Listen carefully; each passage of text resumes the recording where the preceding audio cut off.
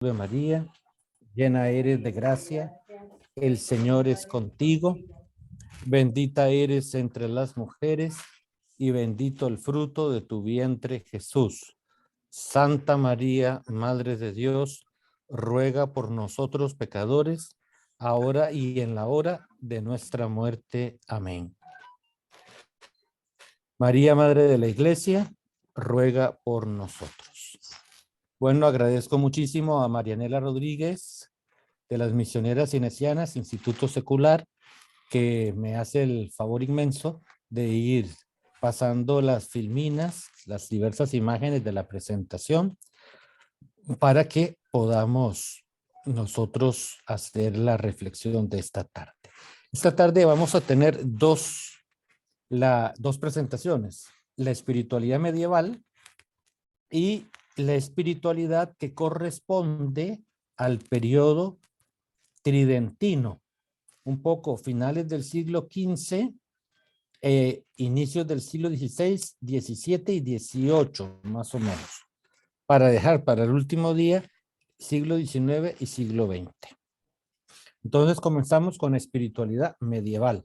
Nos quedamos la semana pasada en espiritualidad monástica, un atisbo también de la espiritualidad propia de la vida de los monjes y de las monjas, y nos deteníamos para hacer de enlace con el tema de los horarios, de la oración nocturna, etcétera.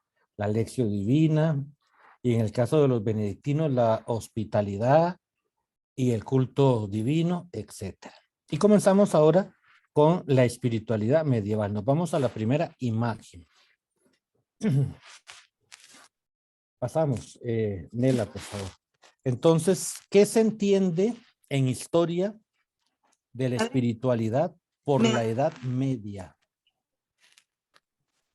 Entonces, tenemos allí tres elementos que nos ayudan a esclarecer la temática.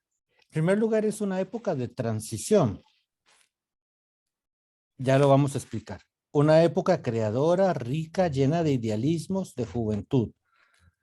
Y no es unívoco. Este es el concepto que me interesa destacar. No es unívoco el concepto de Edad Media aplicado a los siglos del octavo al décimo y a los siglos del 11 al 13, porque depende de la escuela histórica, de la corriente o del pensador o autor. Así se va a concebir el periodo al que normalmente se le llama Edad Media. Pero, ¿por qué es una etapa o una época de transición? Bueno, porque pensemos que en Occidente se ha dado, en primer lugar, y lo hablamos la semana pasada, la caída del Imperio Romano de Occidente, cuya capital era Roma, ahora en manos de los papas. Y pronto caerá también el Imperio Romano de Occidente, cuya capital es Constantinopla, Bizancio, hoy Estambul. Es el momento en el que se da también el quiebre o el cisma entre la Iglesia de Oriente y la Iglesia de Occidente a inicios del segundo milenio. Y es el momento en que van a surgir también, lo veremos pronto, las escuelas catedralicias, que serán la base de lo que más tarde se denominarán las universidades, que nacen al amparo de la Iglesia, que busca pues la formación del clero. Estamos en un periodo de búsqueda de la verdad, hay un acercamiento también a la cultura oriental, sobre todo pensemos en Santo Tomás de Aquino, que traducirá a autores no cristianos y que ofrecerá también pautas de reflexión de los aportes de la filosofía, por ejemplo, griega o árabe, a la concepción cristiana del cosmos, de la historia y de la realidad humana. Es una época preciosa. Por eso hemos puesto allí una época creadora, rica, llena de juventud y de idealismos. Es la época de los caballeros y las damas, los torneos, la palabra, la verdad, la coherencia. Tendremos allí a San Bernardo de Claraval y a su familia, inmortalizados en la famosa novela La familia que alcanzó a Cristo. Es la época en la que florecerán las grandes órdenes mendicantes con San Francisco de Asís y Santo Domingo de Guzmán, a quien hemos celebrado el lunes pasado. Es la época de la expansión de la vida mendicante, que da paso, la vida monástica, a un nuevo estilo de vida religiosa, que serán las órdenes mendicantes. Estas dos ya citadas y otras, agustinos, carmelitas, mercedarios, servitas, trinitarios, etcétera. Hay un florecimiento en Edad Media y es un florecimiento sano. Hay una cultura cristiana que se expresa, lástima que el curso es muy corto, precisamente en el arte, el gótico, la búsqueda de Dios, ir a Dios. La belleza del gótico expresa el momento en el que precisamente nos encontramos. Y allí, bueno, ya hemos pasado a la otra lámina. Sí, está muy bien, él la pasa.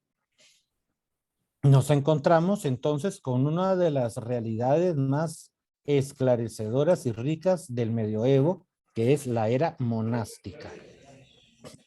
A ver, tal vez allí tenemos del siglo VI al siglo VIII, difusión de la regla benedictina, es la expansión del movimiento monástico de San Benito por Europa Central. Llega hasta España, hasta la costa del Mediterráneo y hasta el mar Báltico. Avanza por Irlanda, por Escocia, por Inglaterra y los países de lo que llamamos en el siglo XX, como se denominó después de la Segunda Guerra Mundial, en la Cortina de Hierro, también son alcanzados por el movimiento de San Benito. El siglo IX es la unificación del monacato bajo la regla de San Benito. ¿Por qué es importante esto? Porque no es que el monacato aparece con San Benito. Ya hay monjes previos a San Benito. Pero el siglo IX, como lo enuncio en esa filmina, es el que favorece que la unidad interna de las diversas comunidades monásticas ya presentes se unifiquen en torno o abracen la regla benedictina y empiece así a extenderse mayormente el movimiento monástico de San Benito. Pero en el siglo X nos encontramos con la primera reforma de los benedictinos. Si el siglo IX es como el momento culminante de expansión y de unificación, el siglo X es el que permite acercarse a la reforma de los cluniacenses. Cluny, famosa abadía que llevará a cabo una reforma del espíritu de San Benito para volver a los orígenes, que según los cluniacenses se había poco a poco ensombrecido y perdido. Es la primera de varias reformas de las que ya haremos mención más adelante. Y aparece el siglo XI con la reforma de los camaldulenses, que es una reacción eremítica, ¿verdad? La camáldula, famosa en Italia, que abrazan elementos de la vida benedictina, pero con un carácter mayor de eremitismo, más que de cenobitismo, o sea, más que de vida comunitaria. Y en ese contexto del siglo XI aparece la reacción o fundación o experiencia carismática de San Bruno y la fundación de los cartujos, la Gran Cartuja, con ayuda de San Hugo de Grenoble en Francia. Y en el siglo XII tenemos la reforma cisterciense, segunda reforma de los benedictinos, figura emblemática, además de los tres santos fundadores, es San Bernardo de Claraval, que llevará al cister a su mejor y mayor momento de esplendor histórico, alcanzando en Europa el mayor número de monasterios y de abadías madres y monasterios hijos, comunidades monásticas hijas de precisamente de Citeaux, donde fue la fundación, de allí vendrá cistercienses. y que se volverán los monjes blancos, rompiendo con el monje negro o el hábito negro propio hasta ahora de los benedictinos. En este contexto, hasta el siglo XII, vemos la línea temática del movimiento monástico de manera lineal. Pero nos encontramos al final de la imagen con los canónigos regulares, de los que ya hablamos la semana pasada. Y pasamos ahora, antes de proseguir con los canónigos regulares, Nela, a la filmina siguiente.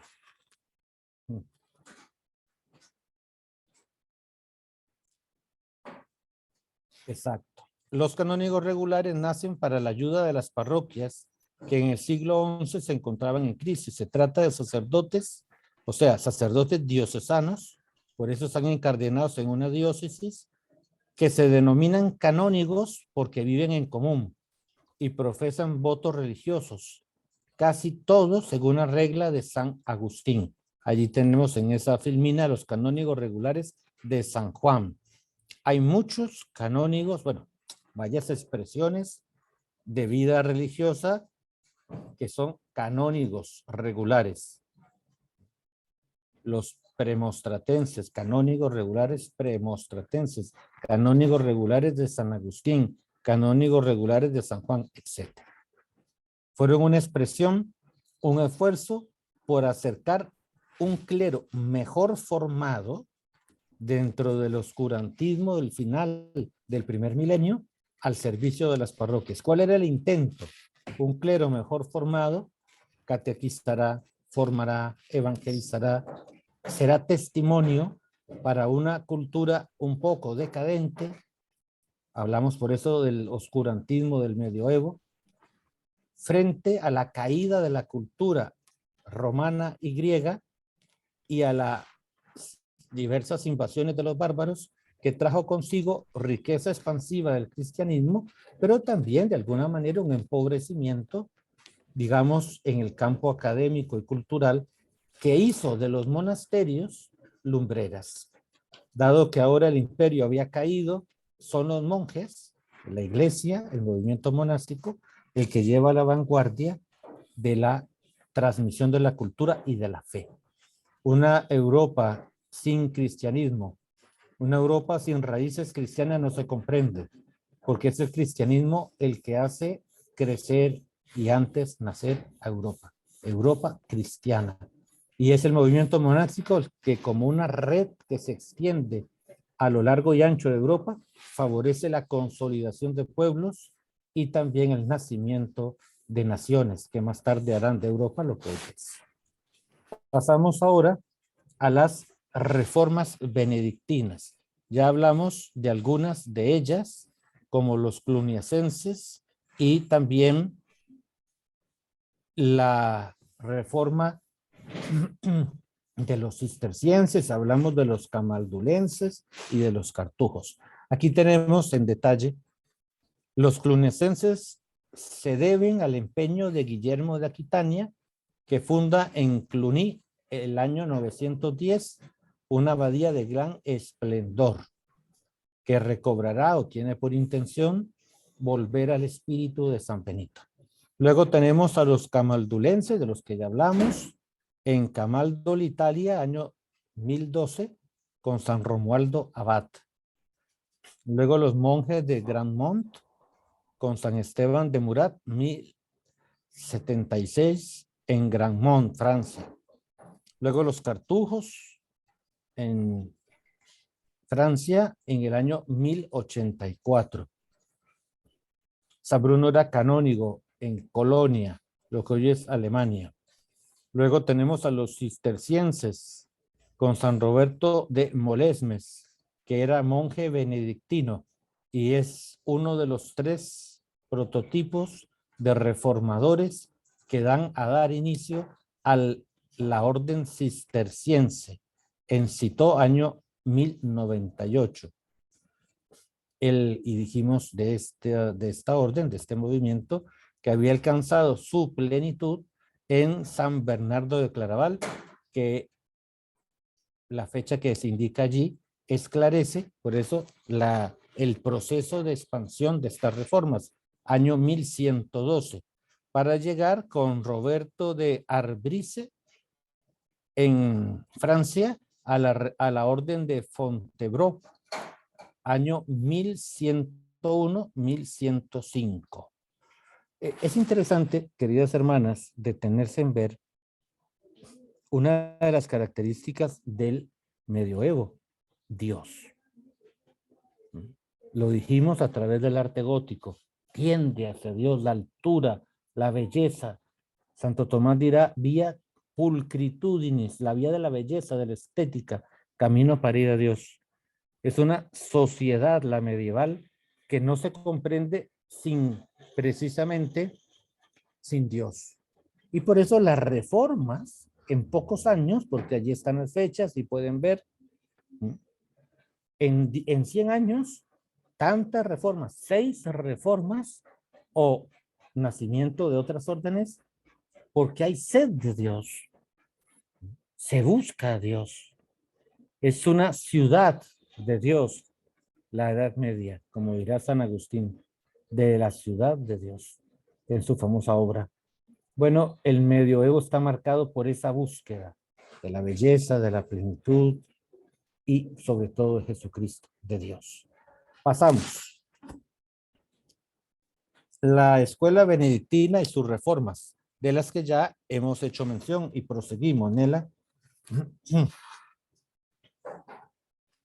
Allí tenemos la regla de San Benito, de la que hicimos mención la semana pasada, las fechas que se atribuyen a San Benito, una regla de 73 capítulos más el prólogo, que se divide en esos 3 apartados: consideraciones ascéticas generales, normas litúrgicas y penitenciales y ordenamiento interno del monasterio.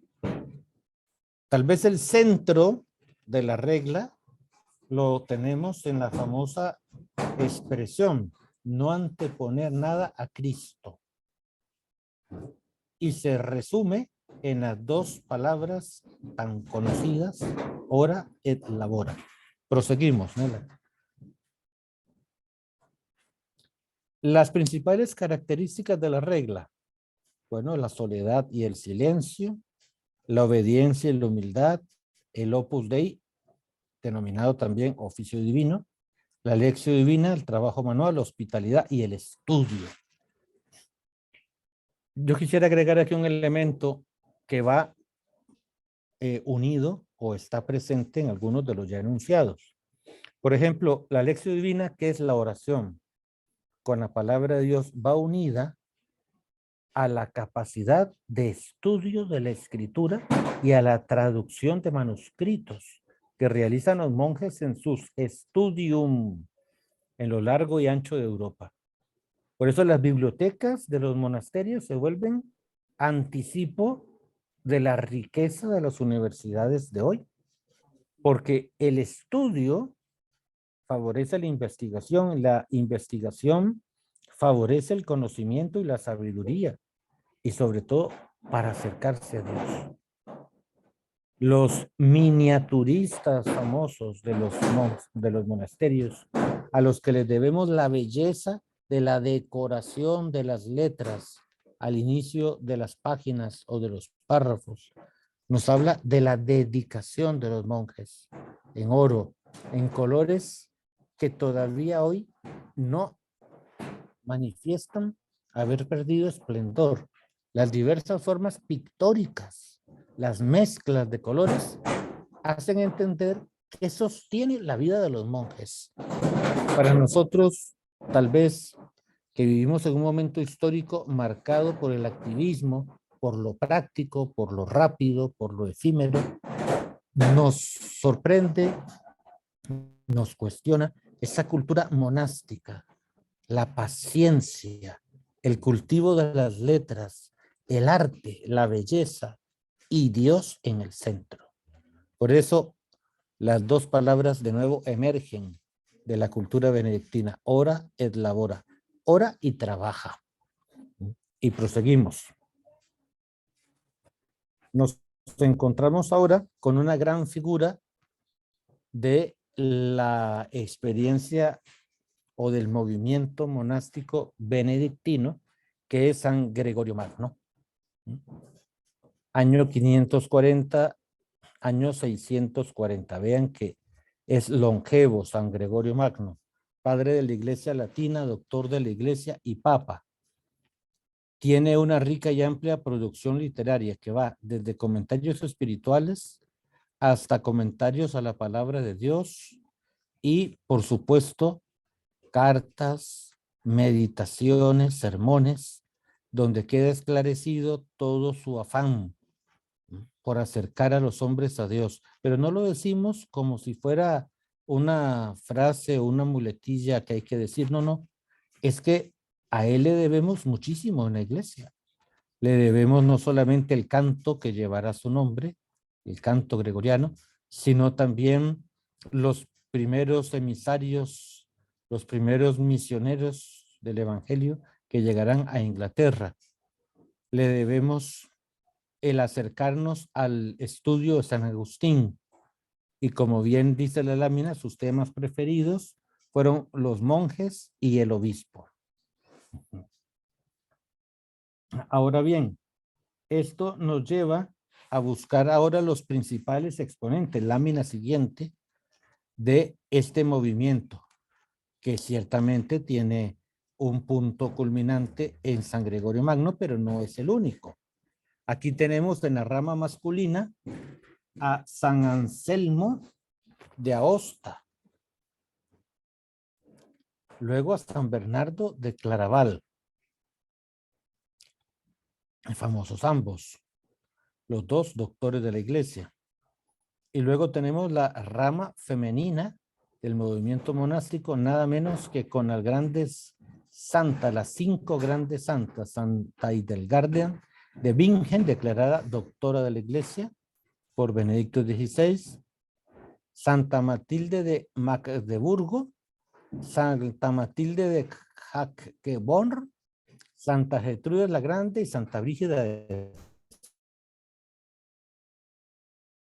Podríamos haber agregado más, porque ciertamente en la dimensión propia de la vida monástica femenina tenemos muchísimas santas más.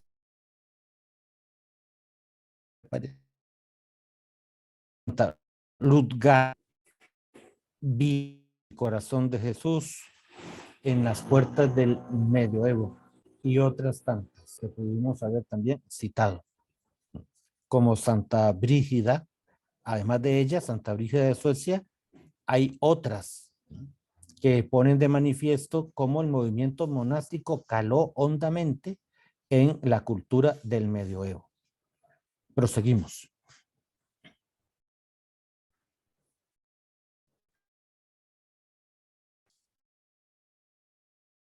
Cluniacenses, que prolongan en el tiempo y en el espacio la vida de los benedictinos. A lo largo de la edad, la regla de San Benito sufrió reformas para volver al espíritu inicial de la vida en comunidad religiosa. De estos intentos, los más destacados fueron los de Cluny, siglos X y XI, y el Cister, a partir del siglo XIII con San Bernardo de Claraval. Vemos allí, la lámina permite detenernos en 2 estilos: el arte cluniacense y el arte cisterciense. El arte cluniacense es el esplendor de la liturgia, es el esplendor de la belleza, de la estética, del culto divino, de lo sagrado hecho celebración y arte. Grandes abadías, grandes iglesias abaciales. Y por otro lado tenemos el arte cisterciense, una vida austera, pobre, penitente, sobria, silenciosa, no faustosa como Cluny, sino más interior, donde el monje y la monja irán a unirse al Señor por la contemplación, pero también por la austeridad.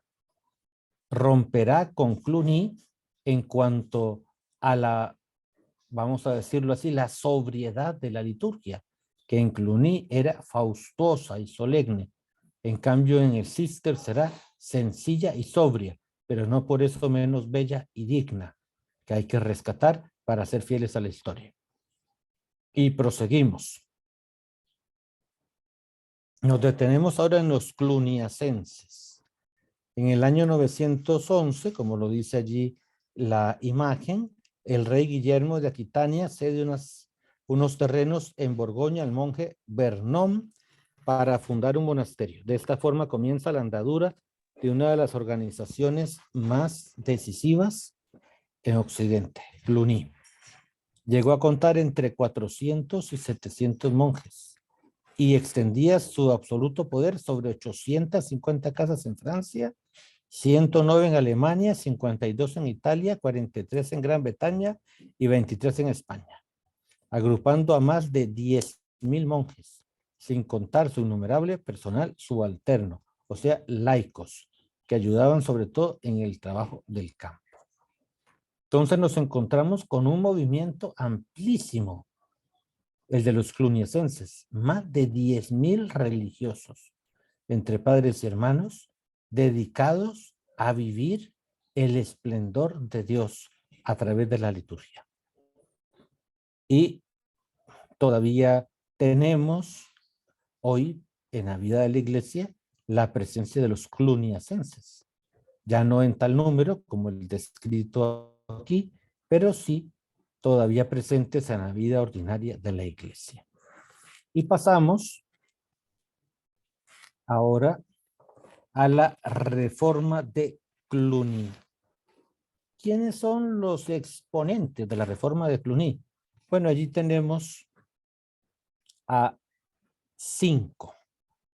San Odón, 942, San Mayol, 994, San Hugo, 1109, Pedro el Venerable, 1157, San Anselmo de Canterbury, de 1033 a 1109. Debemos a San Odón de Cluny la conmemoración de los fieles difuntos, que entra en la liturgia romana precisamente por la influencia de Cluny, que una vez al año hacía en todos sus monasterios y abadías la celebración litúrgica del recuerdo de sus difuntos.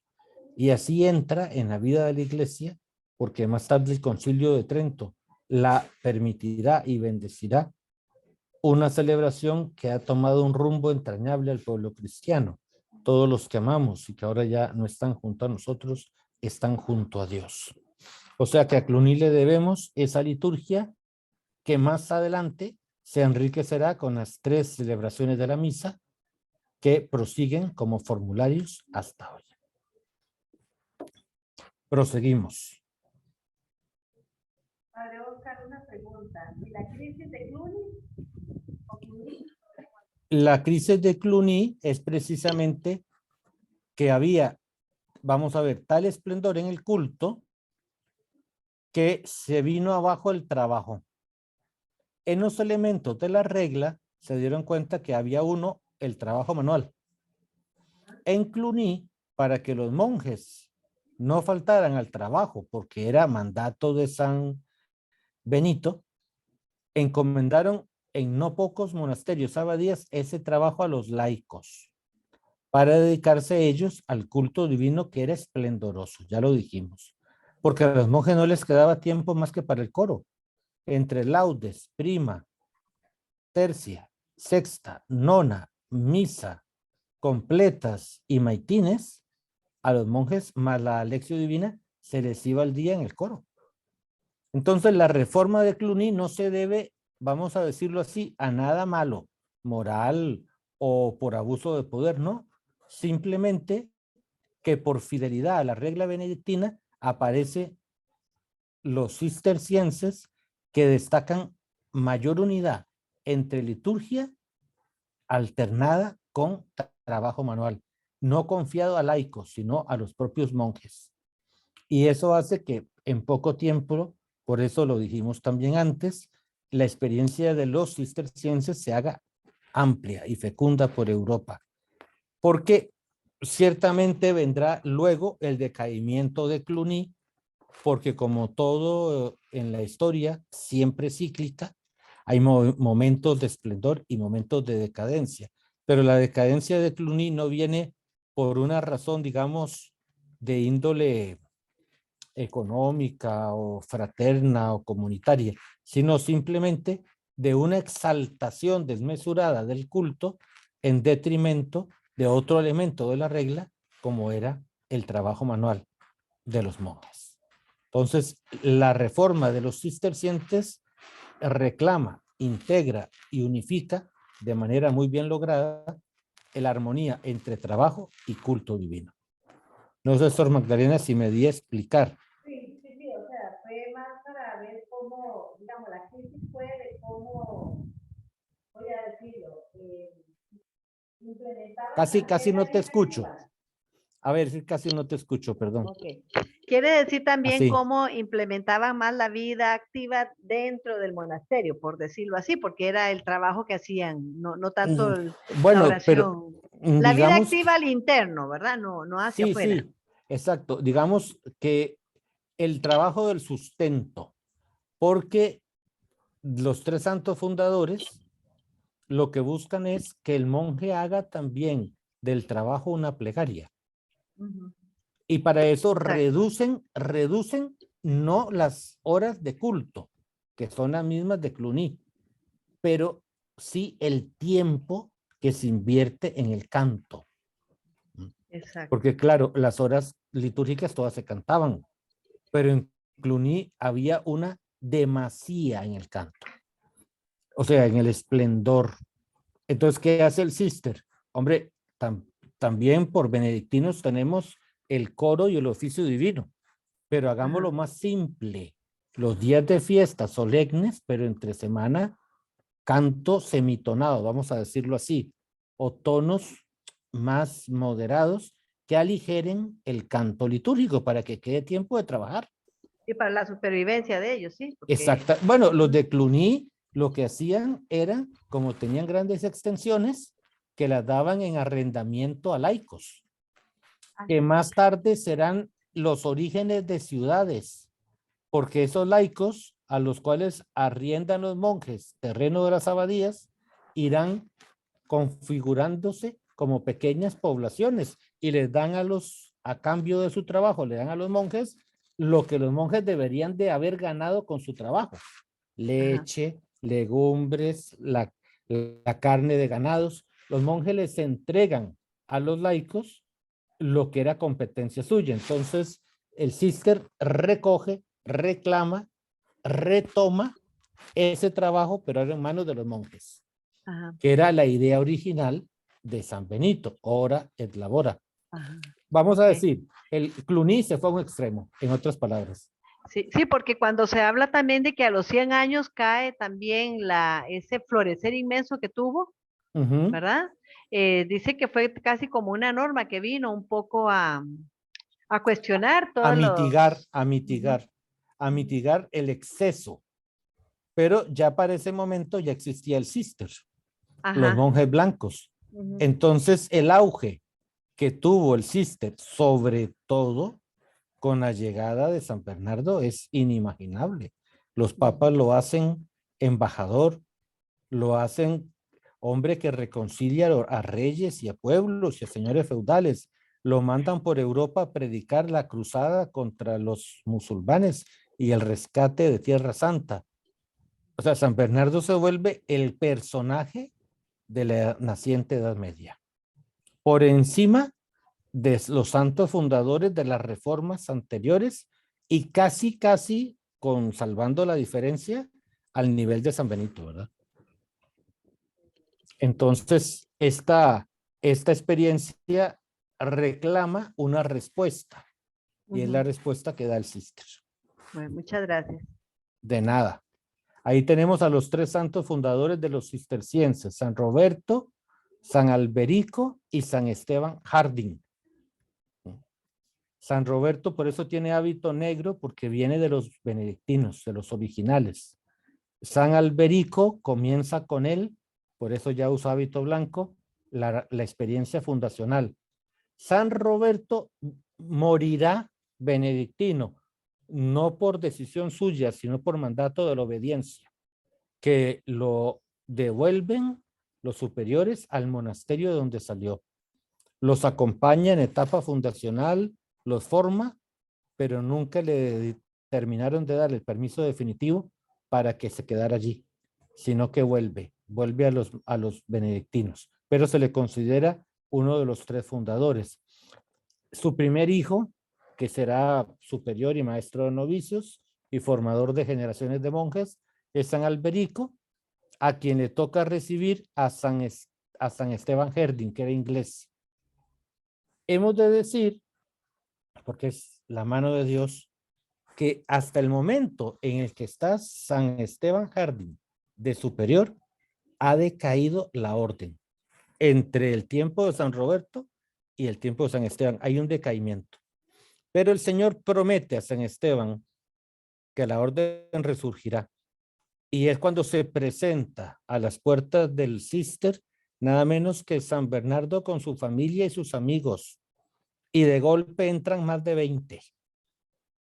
Porque el liderazgo de San Bernardo es fabuloso y arrastra.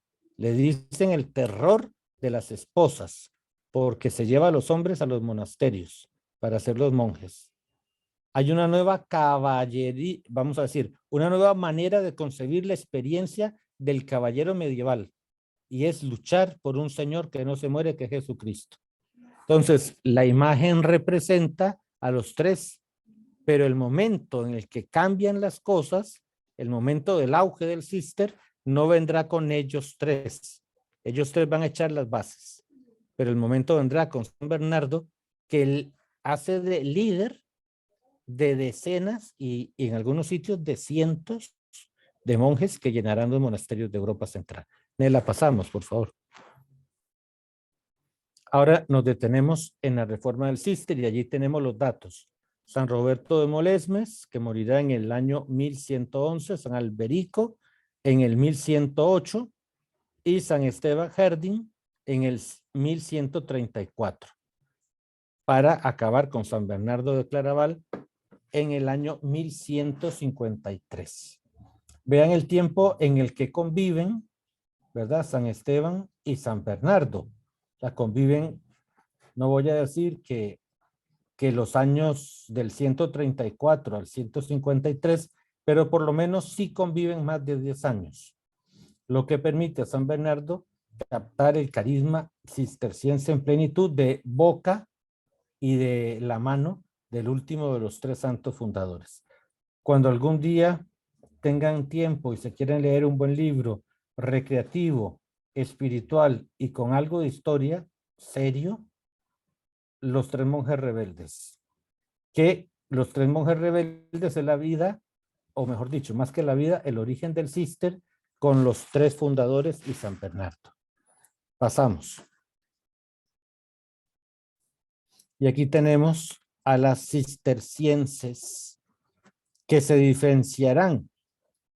Bueno, eso es un dato bonito para explicar un poco lo que preguntaba Sor Magdalena.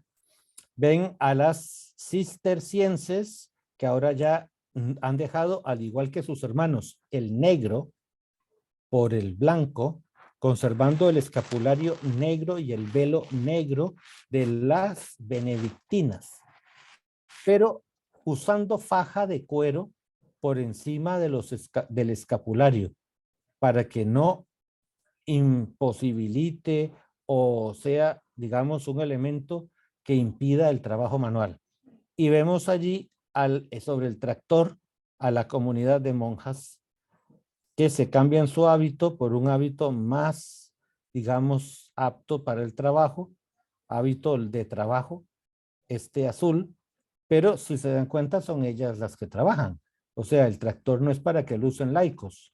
Ellas mismas siembran, ellas mismas cuidan, ellas mismas recogen, famosas por los campos, las huertas, famosas por el arte, ¿no? La decoración, la realización de iconos. Se dedican muchísimo al trabajo manual y siguen estando muy en este momento de la vida de la iglesia digamos que con un florecimiento vocacional, si no esplendoroso, pero sí les permite sobrevivir a la crisis vocacional por la que atraviesa la iglesia en muchos sitios. Proseguimos. Estos son los cistercienses. Tienen trabajo como el de este monje que está preparando famosos digestivos de hierbas que en muchos monasterios ayuda a la manutención de los monjes, y el hábito coral. El hábito coral es la coyuga monástica, que en los benedictinos es negra y en los cistercienses y trapenses es blanca, como la de la pequeña foto inserta en la foto grande. El hábito de diario es como el del monje, de negro y blanco, y el hábito de coro para ir a rezar las horas de la liturgia de las horas es con la coyuga blanca. Pasamos. Y pasamos ahora a la experiencia de los mendicantes. Y tenemos, esa es una recreación pictórica porque no tenemos fundamento del famoso encuentro supuesto entre Santo Domingo y San Francisco en Roma, donde se juran el uno al otro ayuda mutua, fraternidad común y solidaridad, haciéndose como hermanos en la fe, una orden de la otra. Cosa preciosa, solo que desconocemos si la leyenda tiene una fundamentación histórica real de un encuentro entre los dos o es simplemente parte de la leyenda áurea, de la leyenda de oro tan propia de la Edad Media. Pasamos. Y nos encontramos con algunas características comunes de el mundo del siglo XIII. Son hombres y clérigos del pueblo y para el pueblo. Esto lo vamos a explicar.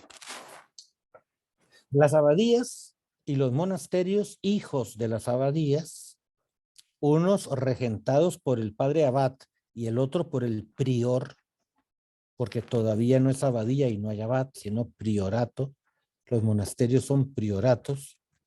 Resulta que están levantados, lo hablamos la semana pasada, se erigen en montañas, junto a lagos, en los bosques, porque vienen a ser el recuerdo de los padres del desierto, los padres del yermo, que se retiran a solas con Dios, a escuchar a Dios en la soledad y el silencio.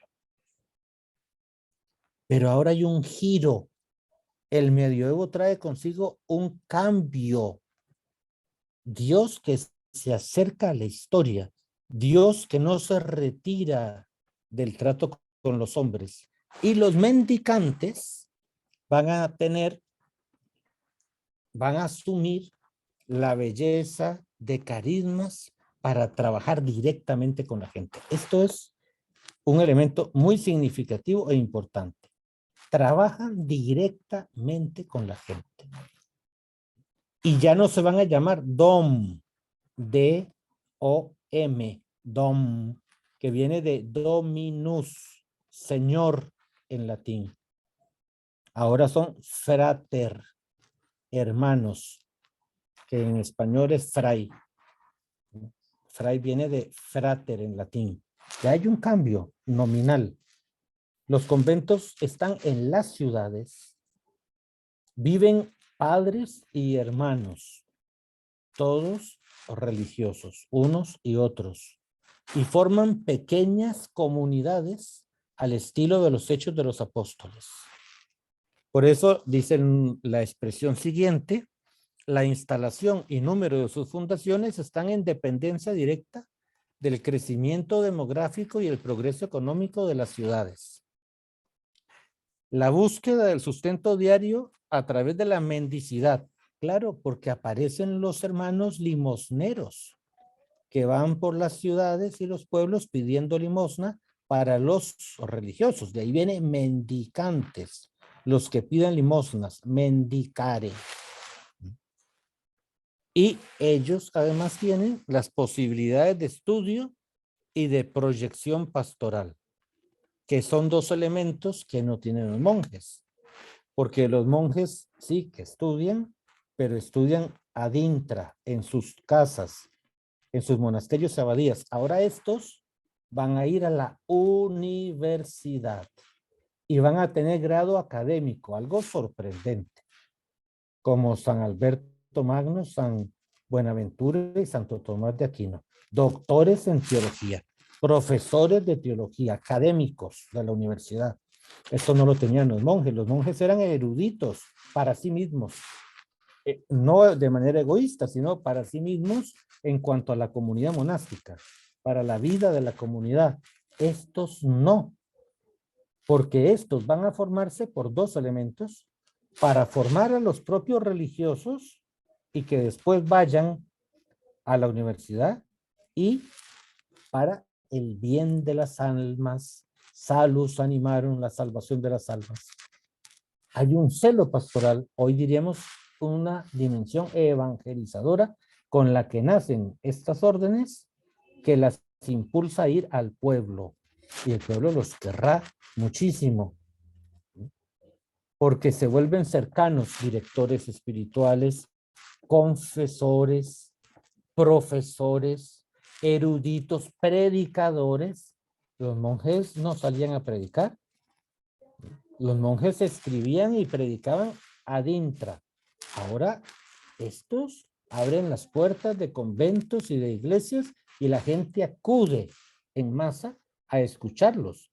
Pensemos que el clero diocesano de la época no estaba tan bien formado como ahora, y que la riqueza intelectiva de la Biblia, de la teología, de la tradición, la tenían los religiosos y sobre todo los mendicantes, puesto que no existían seminarios y que los sacerdotes diocesanos se formaban junto a otro sacerdote que cuando los veía preparados los presentaba al obispo.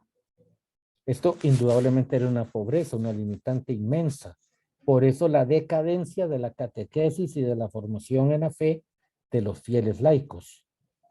Los mendicantes traen consigo también la oportunidad de compartir sus carismas, y aparecen por primera vez en la historia los hombres y mujeres laicos consagrados en medio del mundo, viviendo carismas de la vida mendicante.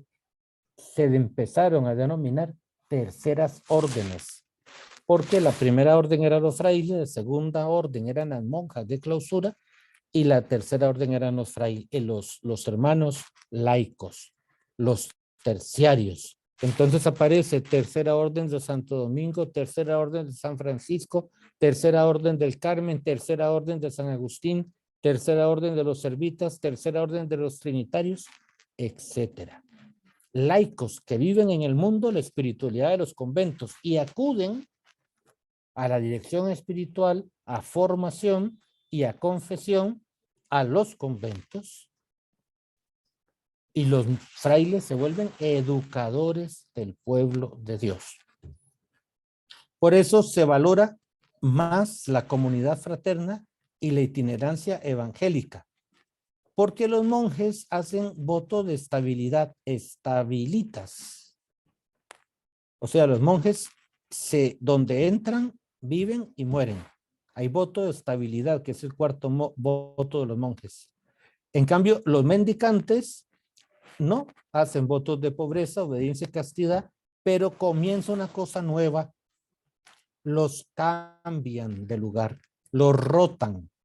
Aparecen ya provincias religiosas, aparecen los superiores mayores, generales y provinciales, que eso los monjes no lo tenían.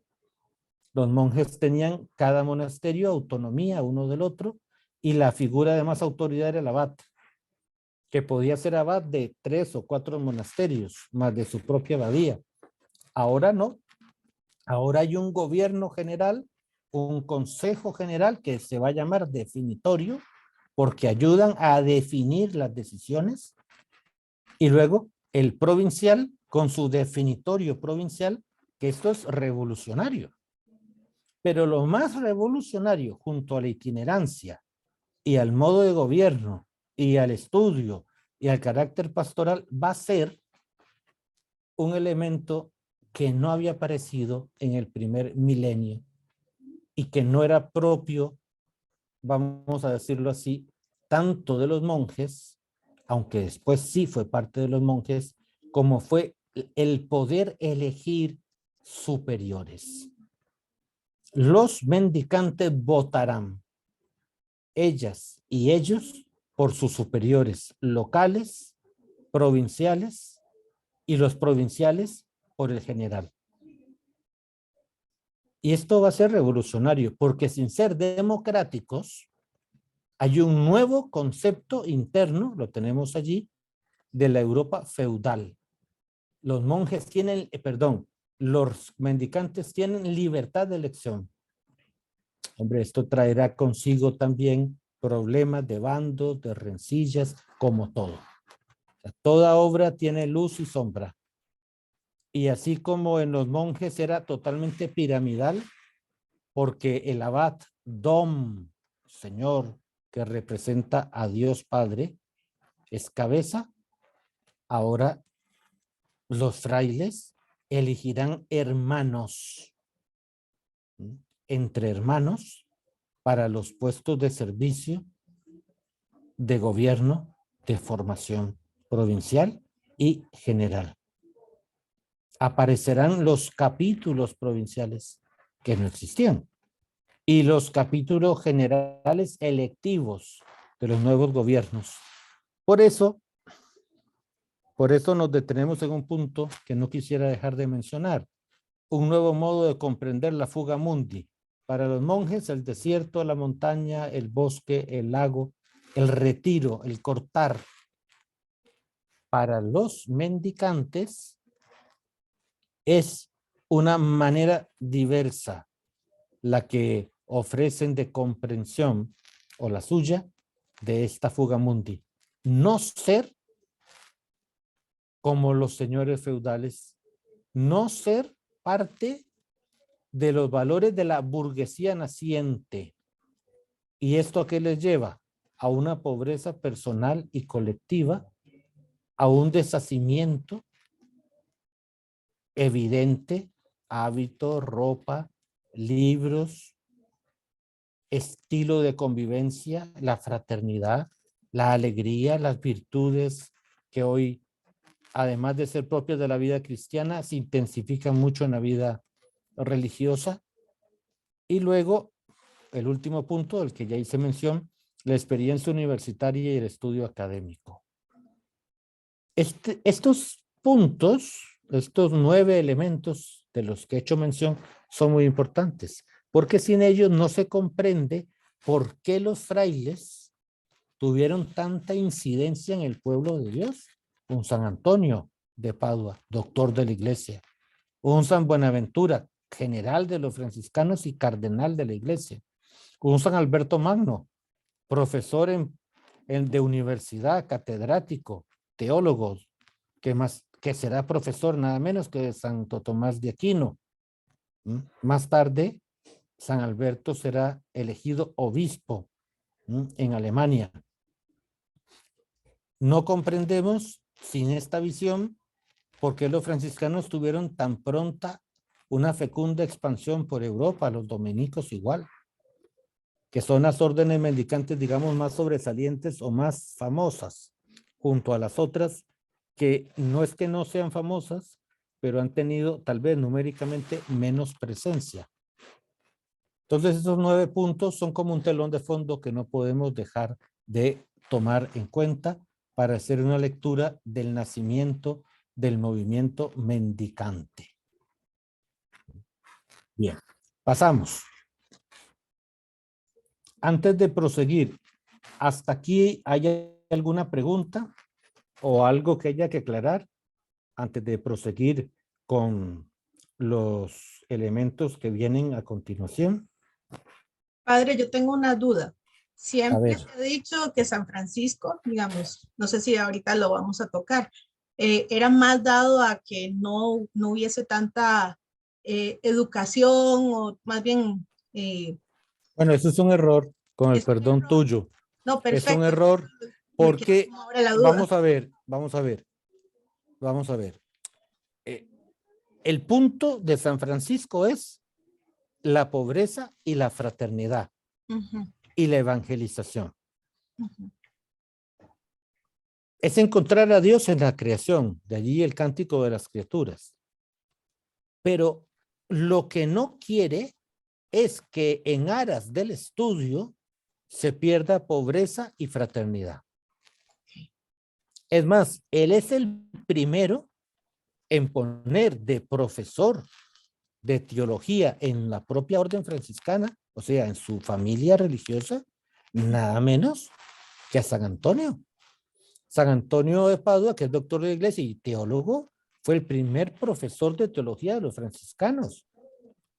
Luego vendrá San Buenaventura, ambos doctores de la iglesia. San Francisco no se opone al estudio. Lo que se opone es a un estudio que aleja de lo fundamental del carisma que Dios le dio a él, que es distinto. Ok. Ahora, han venido lecturas a veces parciales, como de que amó tanto la pobreza que no quería que estudiasen para que no tuviesen títulos.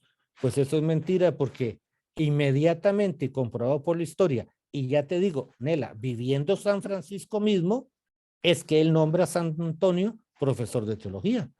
¿Por qué? Porque ya en vida del mismo San Francisco no todos quieren ser hermanos. Hay necesidad de formar a los que quieren ser sacerdotes. Entonces se presenta, ¿y quién los va a formar? ¿Dónde van a estudiar? Y San Francisco ya permite que se haga con el lenguaje nuestro, no el de la época, una ratio studiorum, o sea, un plan de formación. Y el encargado de la formación teológica, nada menos que será San Antonio de Padua. Entonces, sí es bueno siempre clarificar, porque en aras de la santidad de San Francisco, no podemos decir que porque era un gran santazo, estaba en contra, por ser pobre, de que estudiaran. No tiene fundamento histórico. Perfecto. Sí, Sor Mayela, Sí, buenas tardes. Mira, buenas tardes. eso de Francisco, por ejemplo, los biógrafos Chelano y otros citan el aspecto de que a él, digamos, en esa famosa, el El capítulo de las estelas. de las estelas, sí que él, digamos, se oponía enormemente a la organización que Fray Elías quería hacer de los franciscanos. Ajá, la estructura. Uh-huh. Sí, y al hecho de tener bibliotecas, porque tenían que proteger los libros, digamos, una parte. Lo de San Antonio sí aparece así tal cual, pero la verdad que en la época, digamos, fundacional, Es que en Francisco... la época fundacional, Sor Mayela, hay dos momentos. Ujú, El previo a irse a Tierra Santa, sí, que va más en la línea de Celano, ujú, y el regreso, cuando se encuentra que el gobierno está en manos de Fray Elías y ujú. de que ahora ha emergido dentro de la multiplicidad de nuevos miembros que ya no lo conocen, porque ahora ya son cientos de hermanos, y Fray Elías ha hecho una obra, vamos a decirlo así, de logística perfecta, ¿eh? Porque Fray Elías tenía otra formación. Entonces ahí viene, podemos hablar de un elemento que esclarece la santidad de San Francisco, que es leer dentro del propio carisma que él ha recibido un nuevo acento o un nuevo momento histórico, dado que ahora sí hay quienes quieren ser sacerdotes. Sí, Entonces hay una variante.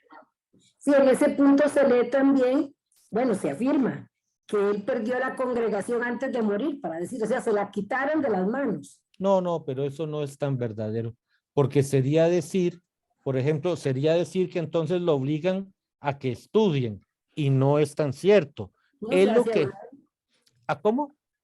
que él se hace a un lado, digamos. Bueno, pero se hace a un Y lado, el otro, sí, pero no, vamos a ver, lo dijiste muy bien, se hace a un lado, no lo hacen a un lado. no lo hacen, ¿no? Él se ve espiritualmente, voy a poner un ejemplo muy cercano a nosotros, Benedicto XVI. Ya no está en facultad de dirigir la iglesia física, mental y la entrega. Bueno, San Francisco se descubre que el movimiento le sobrepasó.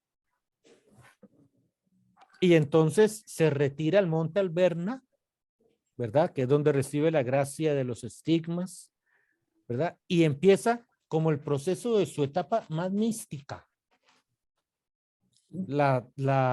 Los estigmas, el encuentro con la belleza de la creación, ver la creación con la bondad de Dios, ¿verdad? Y las que salen beneficiadas son las monjas, porque Santa Clara y sus hijas es cuando más lo disfrutan, porque ahora está exento del gobierno.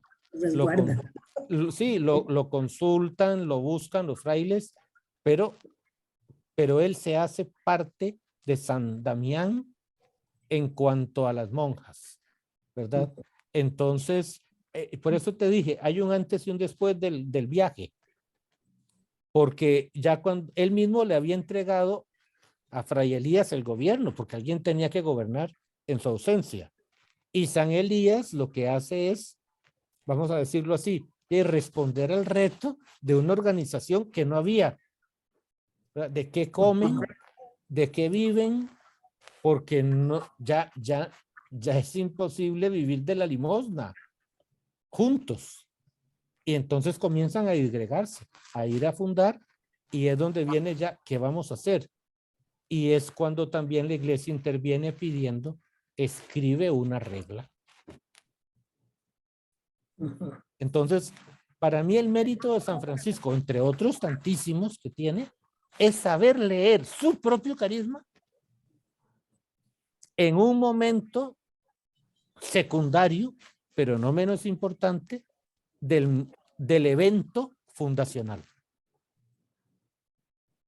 Que con unos acentos más o menos han pasado los fundadores por eso. Casi todos o buena parte de los fundadores, de lo espiritual, de la vida en Dios, a una organización, vamos a decirlo así, mínima, para que la comunidad que fundan siga adelante. No sé si me doy a explicar. Sí, muchas gracias. Sí. Bueno, seguimos. Nela, pasamos a la otra filmina, por favor. Está contemplando a Francisco todavía. Que esa es una de las pinturas, más antiguas. La puse adrede. Si se dan cuenta, no es café el hábito. Sí, es gris. Sí. La fidelidad de los conventuales.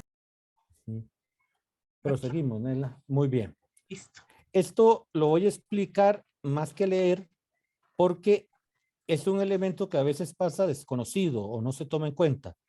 Y es lo de los penitentes medievales que servirán de base para la tercera orden y que después pasarán a dos estilos de terceras órdenes. Nela, pasa la otra filmina, por favor.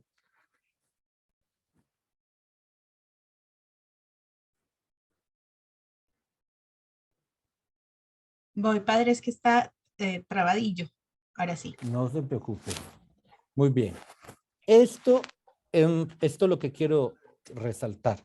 Entre los penitentes franciscanos, que fue el único instituto en el que pasó esto a los orígenes, en los demás pasó en los siglos posteriores a la fundación, se fueron distinguiendo dos categorías bien definidas de laicos penitentes o terciarios. Los terciarios seglares, que vivían en sus propias casas, que son los terciarios que nosotros conocemos, y los terciarios regulares, o sea, que vivían bajo la regla, que llevaban una vida comunitaria y claustral y que emitían votos religiosos, que son la base, y eso es a lo que quería llegar, de las congregaciones de vida apostólica que nacerán del espíritu fundacional, en este caso de los franciscanos, y luego de las otras órdenes, Santo Domingo, agustinos, trinitarios, mercedarios, carmelitas. Claro, porque no se quedaron en primera orden, segunda orden y tercera orden. Tenemos institutos que han bebido y han nacido del carisma de un santo fundador de los mendicantes, ¿verdad? Dígase, por ejemplo, vamos a decirlo así, no sé, yo tengo cerca vecinas las dominicas de Santa Catalina de Sena. Bueno, son religiosas dominicas, pero no monjas de clausura, que han vivido el carisma desde una dimensión apostólica con acentos particulares.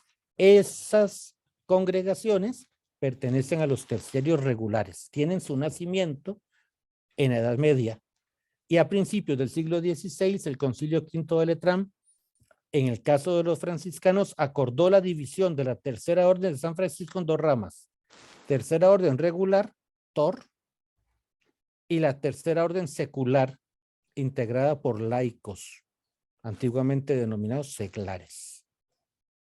Entonces, digo que es importante porque a veces de dónde vienen o por qué están o qué hacen. Claro, tiene una razón histórica. Fueron tantísimos los laicos en el campo de los franciscanos que llega un momento en el que casi 400 años después de San Francisco, que la misma Santa Sede distingue entre los que ya van a ser religiosos de índole apostólica y los que serán laicos que vivirán el carisma en su propia casa. Pasamos, Nela, por favor. Y nos acercamos ahora a los rasgos de la escuela franciscana.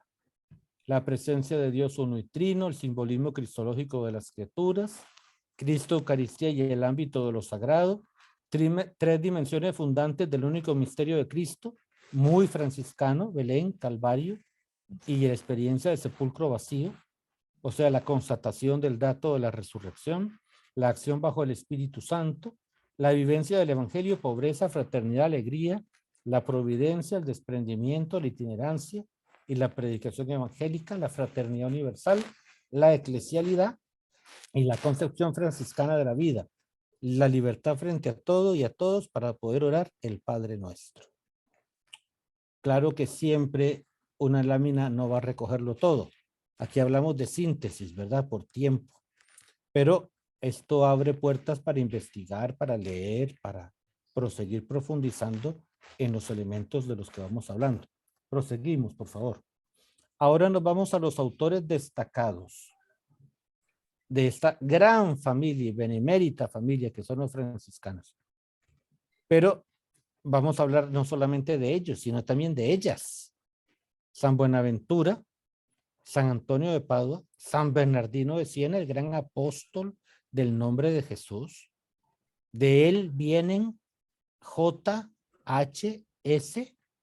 Jesús, hombre salvador, que cogió luego en el Renacimiento índole eucarística. Entonces, en las fiestas del Santísimo, en los manteles, en vestiduras litúrgicas está el nombre de Jesús, que se llama el monograma de Cristo. Eso se lo debemos no a los jesuitas que lo divulgaron, sino a San Bernardino de Siena, que es el primero que lo promueve en Siena. Luego tenemos a 4 grandes mujeres franciscanas: Santa Clara de Asís, cuya fiesta es precisamente mañana; Santa Ángela de Foligno; Santa Catalina de Bolonia, gran mística, junto a Santa Catalina de Génova. Estas 2 grandes místicas, propias, hijas de San Francisco, propias del movimiento de los 2 santos, San Francisco y Santa Clara. Y aquí podríamos detenernos porque, claro, aquí podríamos agregar al beato Duns Scoto, el gran filósofo del medioevo, que pertenece al momento histórico de la Universidad de París, cuna de la Sorbona de hoy, inglés. Aquí podríamos hablar también, y no lo hacemos por falta de tiempo, de toda la escuela espiritual franciscana y de sus acentos, y del estilo monástico de las franciscanas o damas pobres. El nombre correcto es damas pobres, más que clarisas.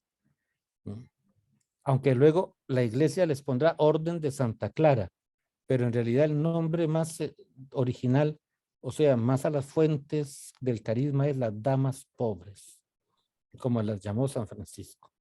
Proseguimos. Proseguimos con San Francisco, y que, inspirado en la escritura, canta la belleza de las criaturas y el cántico, ¿verdad?, de las criaturas, que lo ha hecho protector del mundo ecológico, patrono de la ecología. Proseguimos, Nela, para ir avanzando, para llegar a Santo Domingo de Guzmán, cuya emérita figura hemos celebrado el lunes pasado.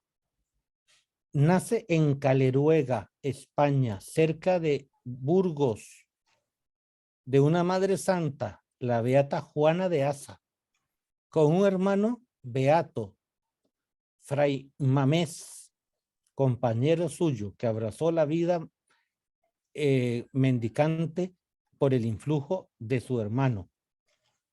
Tenía un tío canónigo con el que comienza a estudiar, porque desde pequeño siente la llamada de Dios a las letras, a la oración, al servicio y a la evangelización, y hará de su vida lo que heredó a los dominicos como eslogan o lema.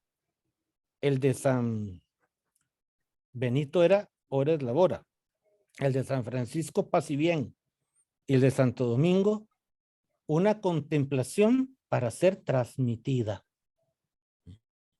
Esto es muy bonito, porque en Santo Domingo no cabe duda que desde el inicio quiso que se formaran, precisamente porque él era hombre de universidad y él era hombre de letras y de libros, que no dudó en venderlos para dar alimento a los pobres, pero quiso que sus hijos tuviesen desde el inicio una seria formación filosófica, teológica, por ende bíblica, para poder ayudar a la iglesia en la defensa de la fe, sobre todo contra los albigenses y los cátaros, que estaban en Francia, por donde él iba, camino con su obispo, el obispo de Osma, camino del norte de Europa a pedir la mano del rey de España, de la mano de la hija del rey de España a uno de los reyes del norte de Europa. Proseguimos. Aquí tenemos a los religiosos con su hábito festivo, capa negra y hábito blanco.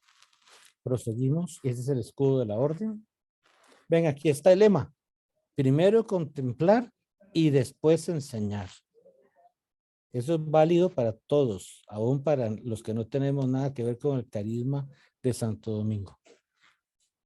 Contemplar y enseñar, o transmitir lo que se contempla. Preciosa expresión. Es uno de los santos que sabemos que conservó, digo, entre los hombres, la gloria de la virginidad hasta su muerte.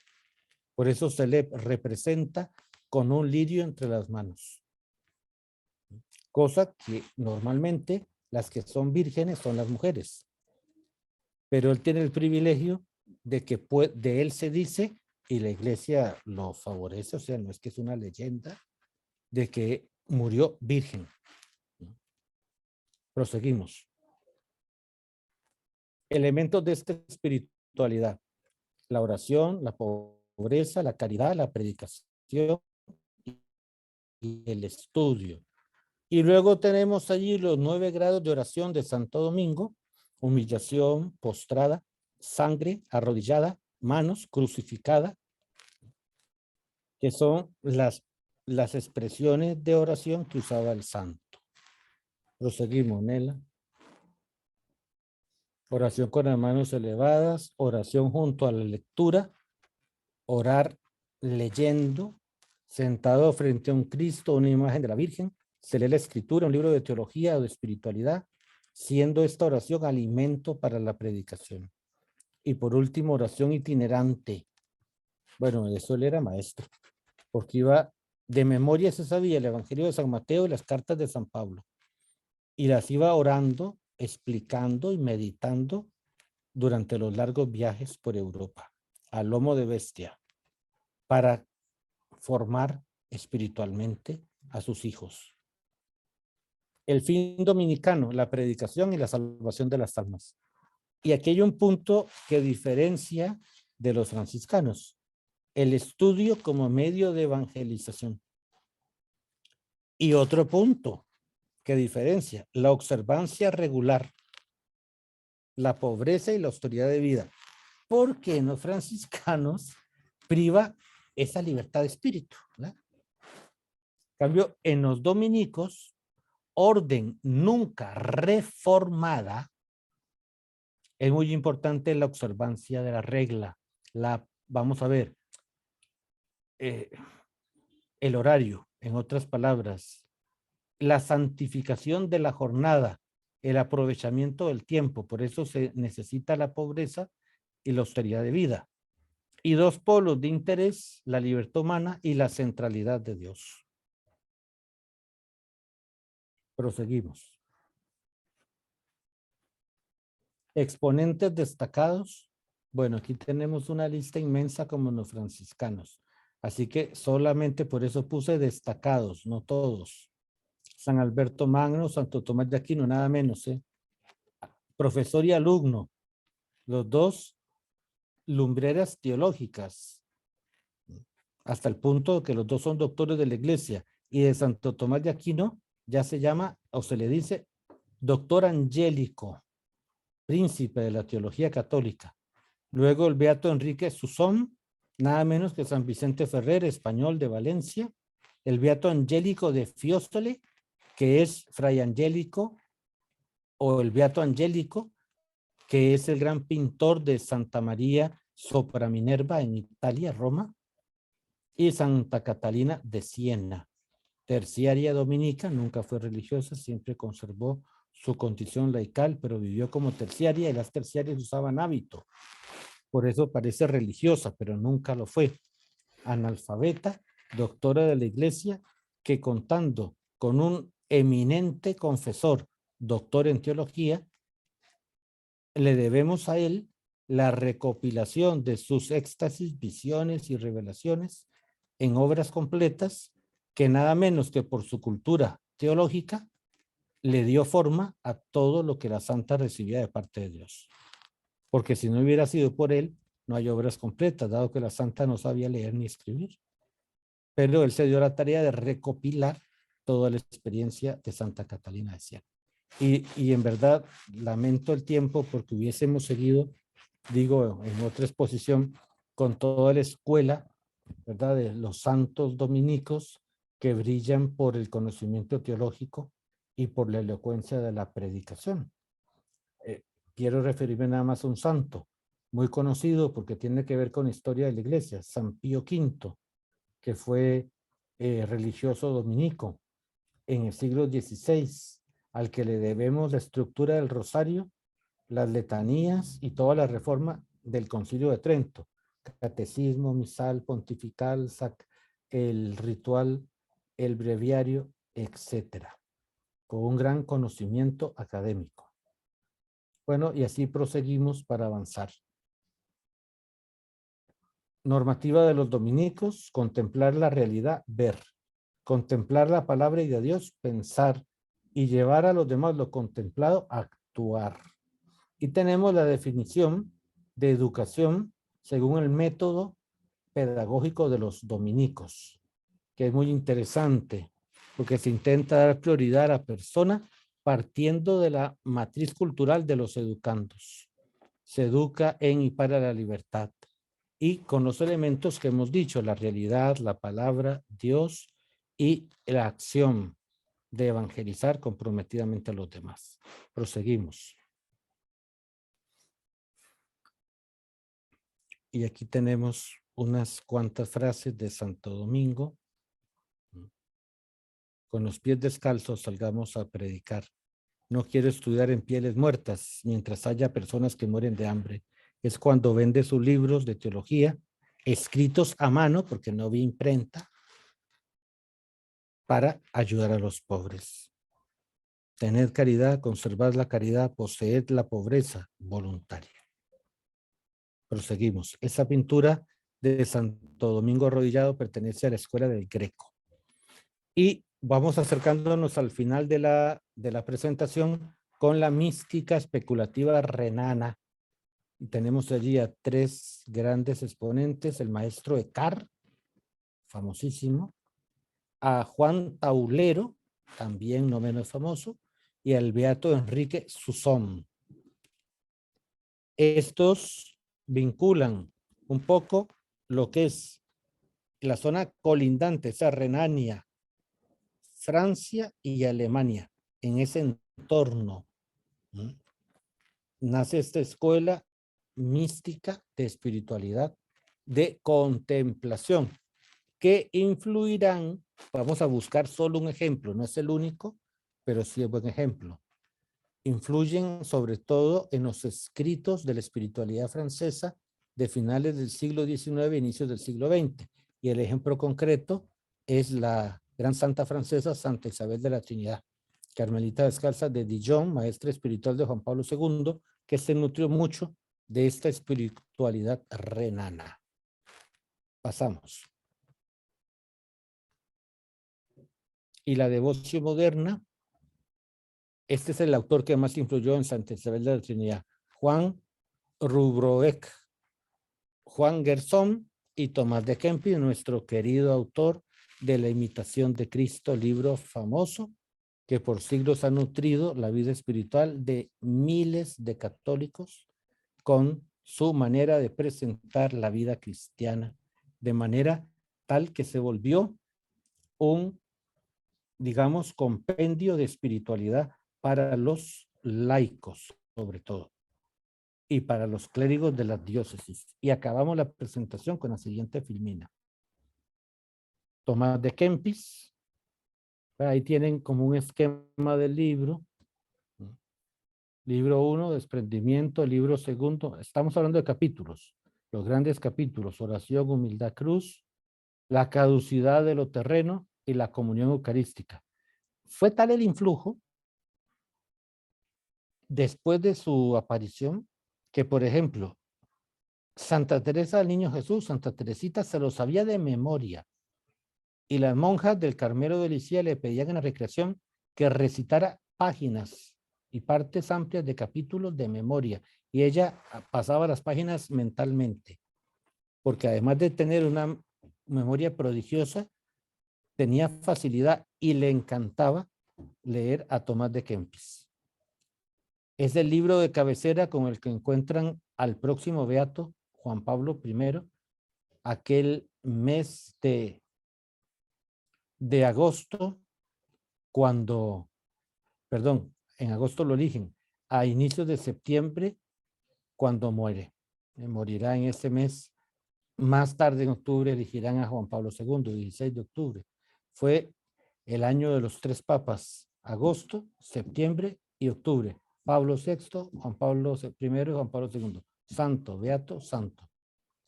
Libro de cabecera del beato Juan Pablo I, que lo había aprendido a leer y a querer y lo acompañaba siempre desde el seminario.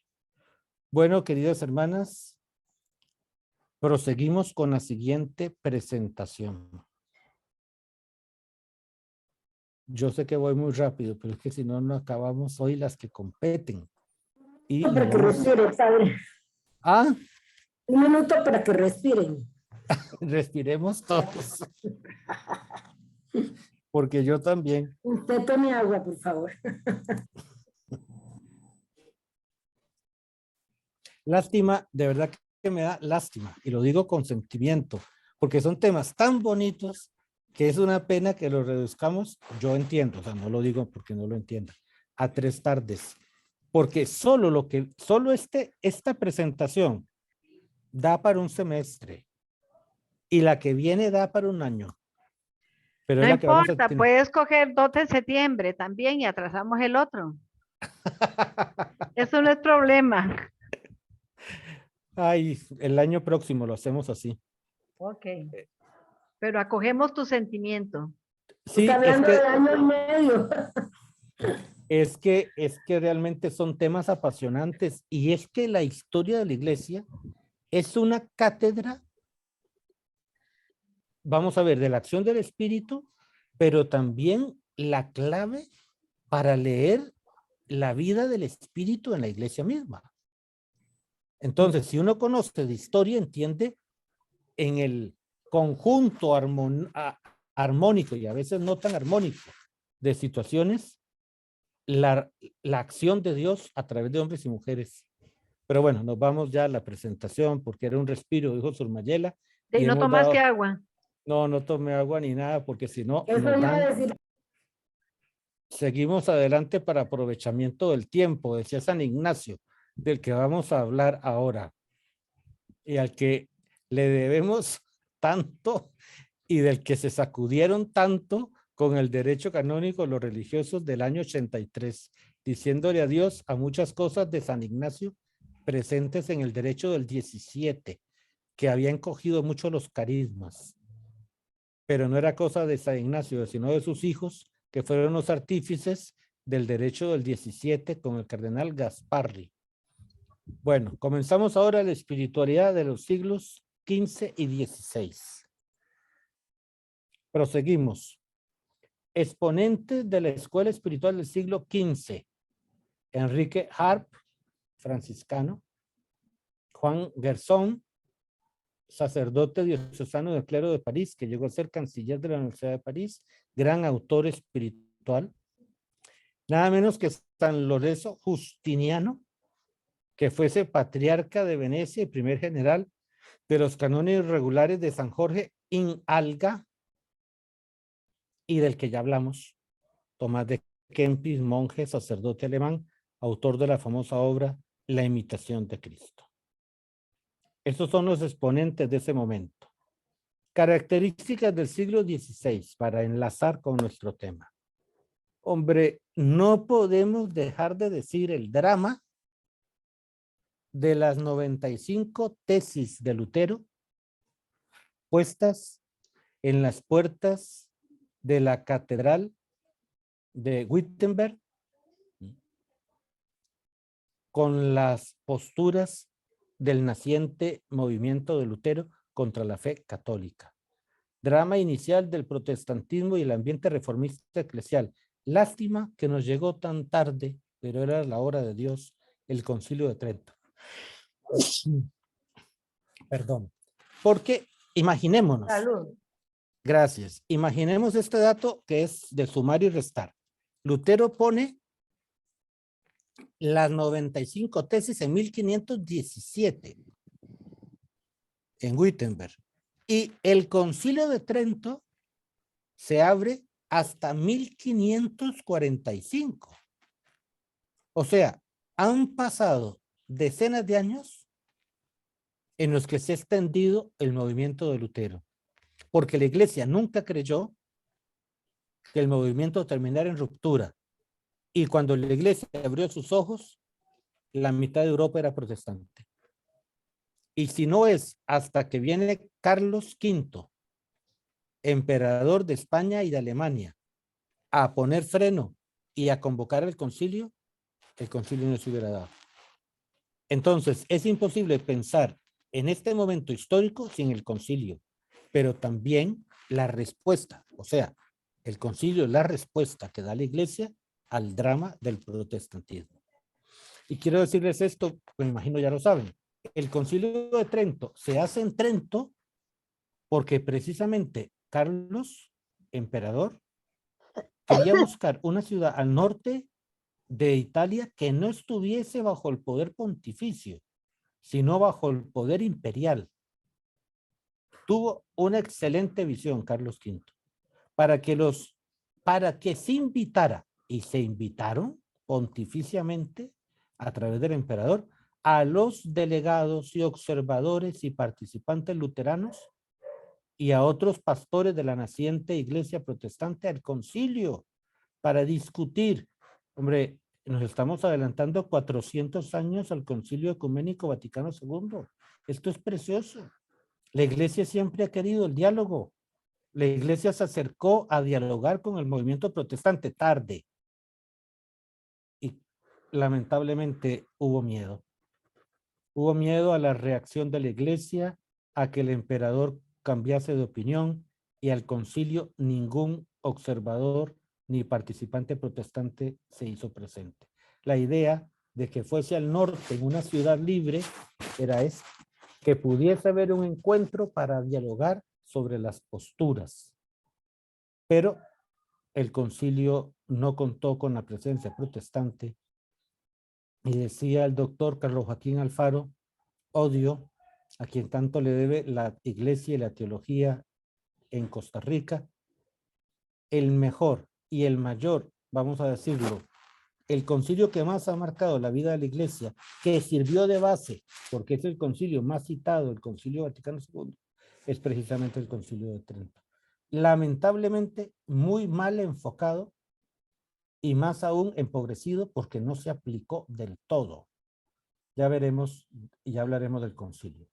Es una pena que el concilio haya pasado bajo muchas capas de malas interpretaciones, como si fuese un concilio rigorista, hermético, que reacciona de manera tradicionalista, y todo lo contrario. Es un concilio, sí, tienen que reafirmar la fe de la iglesia frente al protestantismo, clarificar posturas, pero es un concilio con una gran capacidad pastoral de incidencia práctica. De eso es de lo que hablaremos. Etapa histórica de profundas reformas internas y externas en la vida de la iglesia. La fe católica se extiende ahora por las nuevas tierras de América, Asia y Oceanía, llevada por las potencias católicas de España y Portugal. Nueva etapa espiritual para la vida religiosa como para la vida sacerdotal diocesana y aún la vida laical. Florecimiento de nuevas venas en fuentes antiguas, reforma de órdenes religiosas, a eso me refiero. ¿Verdad? Las reformas famosas de Trento en árboles de carismas que ya venían del medioevo, como los franciscanos, los trinitarios, los mercedarios, los agustinos y los carmelitas, con la famosa palabra descalcez. Carmelitas descalzos, carmelitas descalzas, franciscanos descalzos, franciscanas descalzas, mercedarios descalzos, dígase lo mismo de las mujeres, agustinos descalzos, llamados en América y España recoletos, que son reformas de mayor austeridad y vida penitente de las órdenes de las que ya nacieron. Proseguimos. Nos vamos a la Gran Escuela de San Ignacio. Proseguimos. España, siglo XVI. Esta escuela está inspirada en el carisma de San Ignacio de Loyola. Es una espiritualidad activa, enérgica, práctica, disciplinada y metódica. Claro, es que el fundador no era menos que un capitán del ejército imperial de Carlos V, que en la batalla, en la toma de Pamplona, está herido, sale herido por la artillería francesa y se retira a reconstruir su rodilla, a sanar las heridas del estallido de la bomba del cañón en su casa Castillo de Loyola, y allí entrará la luz, ¿verdad? Y viene aquella famosa frase leyendo la vida de los santos Domingo y Francisco: si ellos lo hicieron, ¿por qué yo no? Tiende a formar la voluntad para la santificación personal y el apostolado, y su eslogan: ad maiorem Dei gloriam, a la mayor gloria de Dios. Seguimos. Las características de esta espiritualidad: método pormenorizado, el aprovechamiento del tiempo, que eso caló muchísimo en la vida de la iglesia, la importancia que se da al esfuerzo de la voluntad, organización y logística, y el carácter combativo de los procedimientos ascéticos. Por ejemplo, ¿qué entró en la iglesia que era de los jesuitas? Muchas cosas, pero una que llegó hasta nosotros: la palabra ejercicios y el calificativo espirituales. Frase que entró en el derecho del 17 obligatorio como experiencia vinculante para todos los institutos de vida religiosa. Una vez al año, seminarios, clero y vida religiosa de aquella época, tal como se denominaba, harán ejercicios espiritual al menos por 8 días. El código de 1983 ya no habla tanto de ejercicios espirituales, que en realidad no caben, porque es un mes no una semana, no 8 días, habla de retiro espiritual, jornadas de retiro espiritual, jornadas de renovación espiritual.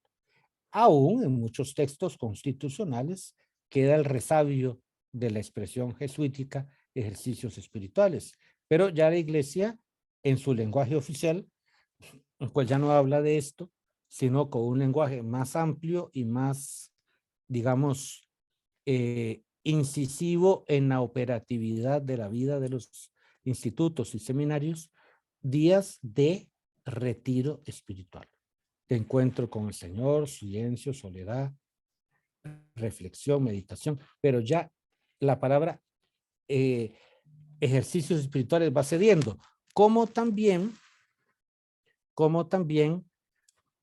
la expresión dirección espiritual, que se la debemos a los jesuitas. Hoy se va más optando por la expresión acompañamiento espiritual.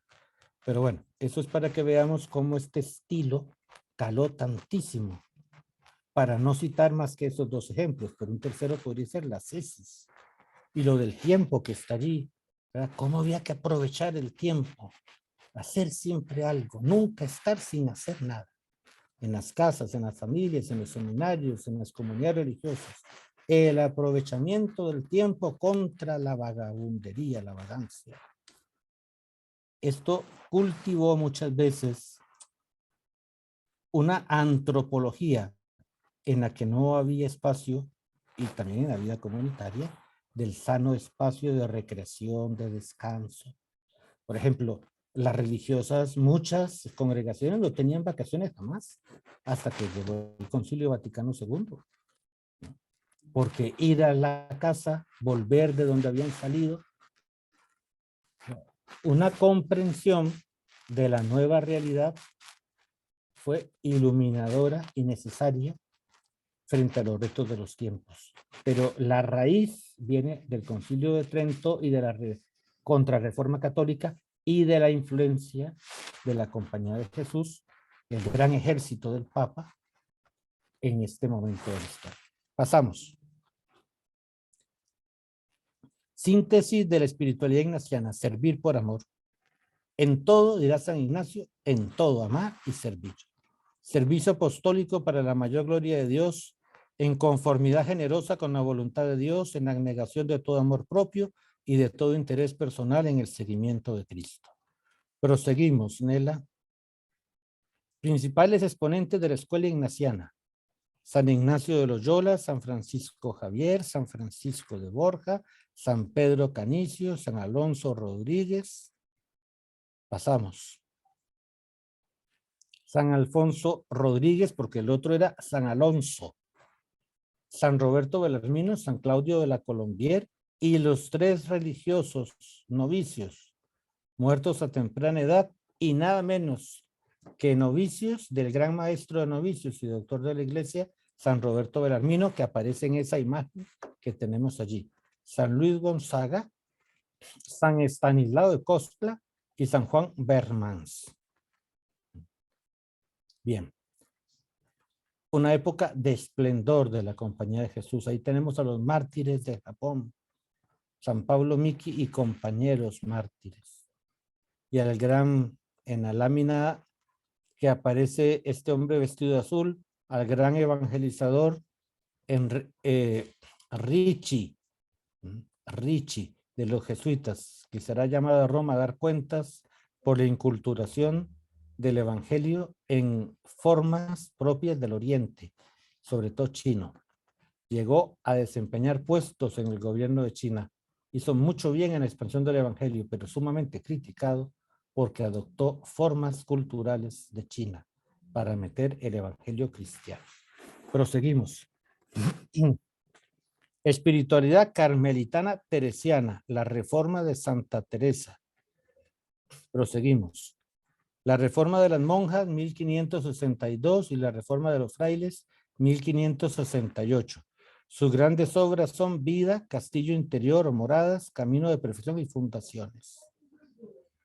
Destaca en todas sus obras la pedagogía en el arte de la oración. Primera doctora de la Iglesia declarada como tal, bueno, ahí puse beatos, porque la había hecho yo en aquel momento. San Pablo VI en septiembre de 1970. Proseguimos. San Juan de la Cruz, 1542-1591. Sus grandes obras, Cántico Espiritual, Llama de Amor Viva, Noche Oscura y Subida al Monte Carmelo. Declarado por Pío XI, doctor de la Iglesia, y por el venerable Pío XII, patrono de los poetas de habla española. Doctor del amor divino. Así como Santa Teresa es madre de los espirituales, dado que cada doctor de la Iglesia tiene un título junto al doctorado. Proseguimos.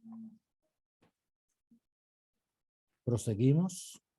Y pasamos ahora a un autor independiente dentro del siglo de oro español, doctor de la Iglesia, apóstol de Andalucía, San Juan de Ávila, y su influencia en la espiritualidad del clero diocesano post-tridentino, consultor del Concilio de Trento y fundador de la Universidad de Baeza en Andalucía para la formación de los clérigos.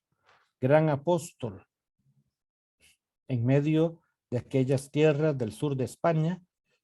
A él se le debe la conversión nada menos que de un portugués bohemio, Juan Grande, que terminará llamándose Juan de Dios y más tarde fundador de la Orden Hospitalaria San Juan de Dios.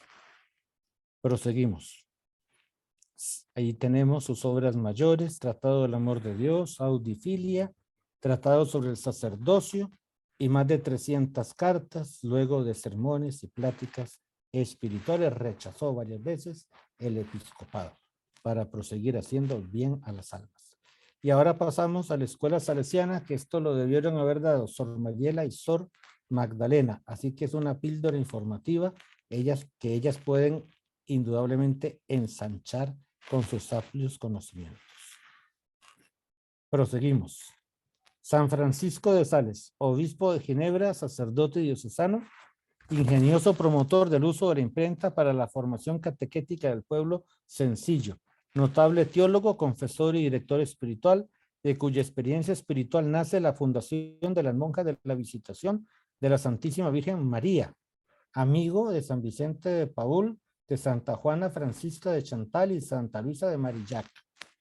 Influenciado por los místicos españoles Santa Teresa, Jesús San Juan de la Cruz, hace su propia experiencia espiritual fundada en la mansedumbre, la dulzura y la moderación. Vivió una fuerte experiencia espiritual que le hace maestro de vida interior de calificada altura mística. Su obra de mayor alcance universal en el mundo católico y fuera de él es Introducción a la vida devota. Primer texto de espiritualidad para laicos. Hoy diríamos un tratado de vida espiritual para los laicos.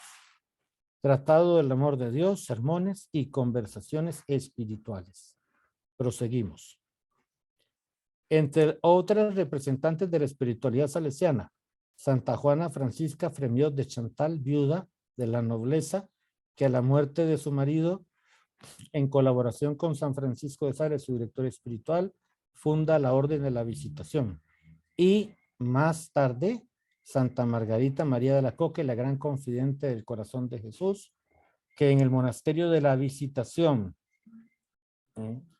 hará de secretaria, así la nombrará el corazón de Jesús, y confidente de revelaciones y visiones y mensajes en Paré Lemonial, siendo dirigida y penitente de nada menos del gran dominico San Claudio de la Colombière. Proseguimos. Otros exponentes de este momento histórico, ya lo dice la lámina.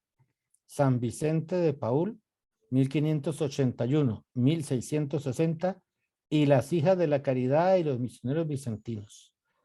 Fundador de la Congregación de la Misión, destinada a la formación del clero, la formación catequética del pueblo y el servicio de los pobres, que en Costa Rica se les ha dicho paulinos, en España paules, en Francia lazaristas, pero el nombre, digamos, el nombre oficial es Congregación de la Misión. Junto con la ayuda de Santa Luisa de Marillac, funda la Congregación de Hijas de la Caridad. Proseguimos. Santa Luisa de Marillac, 1591-1660. Ojo a los dos directores espirituales de esta santa. San Francisco de Sales, doctor de la Iglesia, y San Vicente de Paul, fundador y gran apóstol de la caridad. San Vicente les hizo este reglamento. Muy interesante, por eso lo puso. Por monasterio tendrán las casas de los enfermos. Por habitación una pieza arrendada. Por claustro tendrán las calles, donde hay pobres que socorrer. Su límite de acción será la obediencia. Puerta y muro de defensa será el temor de ofender a Dios, y el velo protector será la modestia o castidad. Es el primer instituto de vida consagrada, no religiosas, porque no lo son, que no emitirá votos perpetuos o solemnes, ni tampoco, además de no ser religiosas, tienen el privilegio de que cada año renuevan la consagración al no tener votos perpetuos. Si no lo desean renovar, quedan desligadas automáticamente del instituto. San Vicente las fundó con novedades y por eso se convirtieron en el primer instituto que no es de vida monástica claustral, sino de vida apostólica pastoral. Y de allí lo que acabamos de leer, la descripción de cuál es su verdadera casa. Proseguimos. Aquí tenemos las virtudes de San Vicente: sencillez, humildad, dulzura, desinterés y celo. Dice San Vicente: para morir como Jesucristo hay que vivir como Jesucristo. Proseguimos. Dice San Vicente: procuremos hacernos interiores, hacer que Jesucristo reine en nosotros. Nada me agrada que no sea en Jesucristo. Jesucristo es nuestro Padre, nuestra Madre y nuestro todo. Preciosa frase. Proseguimos. Proseguimos para ir acabando, porque si no, no acabamos proseguimos con San Alfonso María de Ligorio. Aquí está, muy bien, el gran autor mariano, camino del doctorado de la Iglesia, San Luis María Griñón de Montfort, apóstol de la Virgen, antes de la Revolución Francesa en Francia misma, 1673-1716, fundador de dos institutos, las Hijas de la Sabiduría y la Compañía de María. Proseguimos. Sus obras: Tratado de la verdadera devoción a la Santísima Virgen María, El secreto del Santo Rosario, El secreto de María. Proseguimos. De él nace la expresión que hizo famosa Juan Pablo II en su escudo papal: Totus tuus María, soy todo tuyo, María, y todo cuanto tengo tuyo es. Totus tus ego sum, María. Proseguimos. Y quería llegar, para concluir, al gran doctor de la Iglesia, patrono de los moralistas y fundador de la Congregación de Misioneros del Santísimo Redentor, San Alfonso María de Ligorio, denominado el padre de la moral católica y a la vez doctor de la Iglesia, fundador de los Misioneros Redentoristas. Su fiesta fue el pasado 1 de agosto, pasa un poco desapercibido en nuestra patria por la fiesta ya al atardecer de ese día, primeras vísperas de la Virgen de los Ángeles. Proseguimos. Obras: Gloria de María, visitas al Santísimo, el gran medio de la oración, práctica del amor a Jesucristo. Todas obras famosas que han hecho mucho bien en el pueblo de Dios, porque están escritas de manera sencilla, catequética y con gran, digamos, sustento doctrinal. Proseguimos. Jamás debe un pecador temer ser rechazado por María, si recurre a su piedad, porque ella es la madre de la misericordia. Preciosa expresión llena de confianza para nosotros, pecadores. Proseguimos.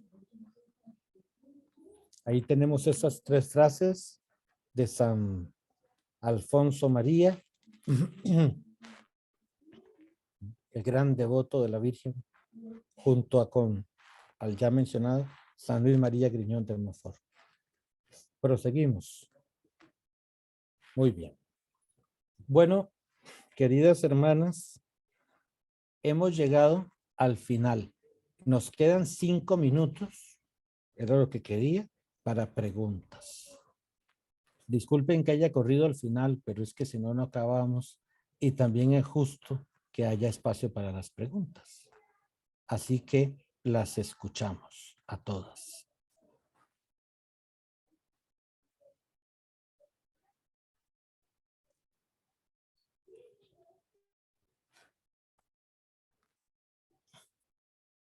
Qué bueno, ¿eh? No hay preguntas. Todas son fabulosas. La Silencio carrera fue interior. tan acelerada que quedamos sin aliento. Todos hemos quedado sin aliento. No, más que una pregunta, tal vez un comentario, padre. Me A parece ver, interesante como ese hilo conductor que deja ver la acción del Espíritu en su iglesia. Y conforme iba escuchando toda esta riqueza carismática de todos estos fundadores, me preguntaba también que sería interesante subrayar, digamos, la influencia que tuvo la presencia de estos santos y sus carismas en la organización de la iglesia a lo largo de los, porque es otra forma de lectura, ¿verdad? Como es un enriquecimiento para la propia iglesia. Y yo creo que usted se quedó fresh.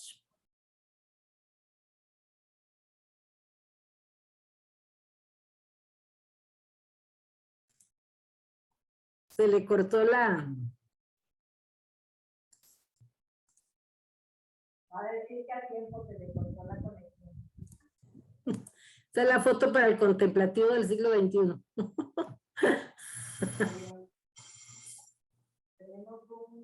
Se salió porque se le cortó. No sé, ya es, mejor no lo esperamos, ¿verdad? Irá. A mí lo que me llama la atención al ver toda la historia es cómo es el Espíritu Santo quien ha ido suscitando en la iglesia, ¿verdad? O renovando los carismas y quien ha ido haciendo que la iglesia, o sea, un Dios más cercano al pueblo en todos los sentidos. O sea, Dios que de tantas formas se va manifestando y de formas tan diversas.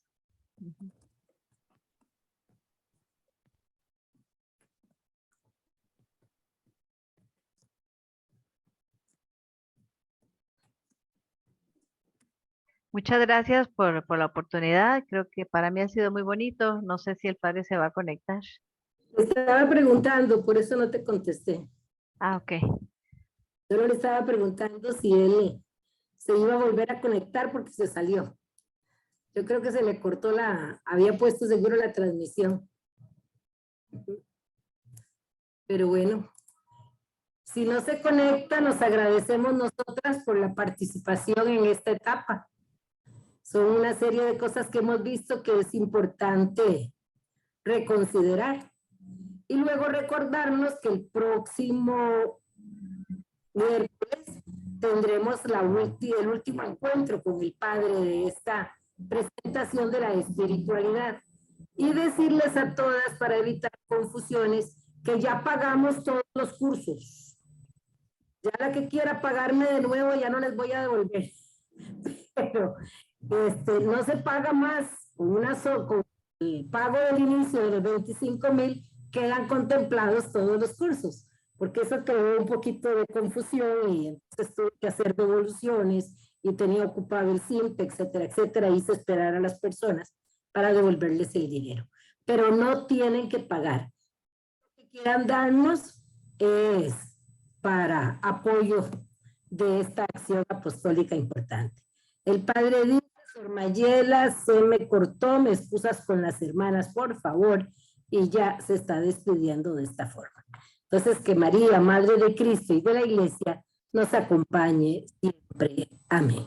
Amén. Muchísimas gracias y hasta la próxima semana, si Dios quiere. Gracias. Muchas Muchas gracias. A las 5 el otro miércoles, a las 3 el otro miércoles. A las 2 creo. Es que A las otros 2, que ok, pusieron. Si hay cambio, yo misma se los aviso. perfecto. Muchísimas gracias y buenas tardes.